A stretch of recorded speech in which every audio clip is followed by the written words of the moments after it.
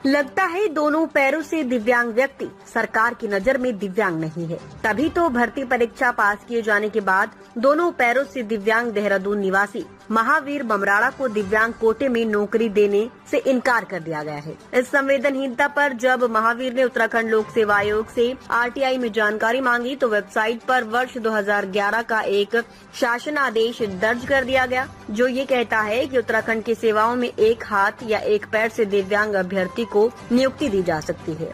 सुनने और देखने की अल्प अक्षमता वाला व्यक्ति भी नियुक्ति प्राप्त कर सकता है, लेकिन दोनों पैरों से दिव्यांग व्यक्ति चाहे कितना भी होनहार क्यों न हो, उसे दिव्यांग कोटे में देने नियुक्ति का प्राविधान नहीं है। दरअसल दिव्यांगता के प्रति सरकार का ये अजब गजब नजरिया तब उजागर हुआ जब उत्तराखंड लोक सेवा आयोग ने शहरी विकास विभाग में कर एवं राजस्व निरीक्षक के पद के लिए परीक्षा वर्ष 2013 में आयोजित की। उसमें चलन शक्ति में असमर्थ, अल्प रूप से देखने और सुनने में अक्षम अभ्यर्थियों के लिए 1% आरक्षण तय किया गया। दिलचस्प ये है कि इसी के अंतर्गत आयोग ने दोनों पैरों से दिव्यांग महावीर बमराड़ा को परीक्षा में बैठने दिया। फिर साक्षात्कार के बाद उन्हें पास भी कर दिया गया। हालांकि जब नियुक्ति देने की बारी आई तो दिव्यांग अभ्यर्थी बमराड़ा को अयोग्य घोषित कर दिया गया। आयोग के रवैये से क्षुब्ध होकर महावीर ने हाईकोर्ट का दरवाजा खटखटाया। वर्ष 2018 में एकल पीठ ने महावीर बमराड़ा को नौकरी देने का आदेश दिया, जिसके विरुद्ध सरकार ने डबल बेंच में अपील की,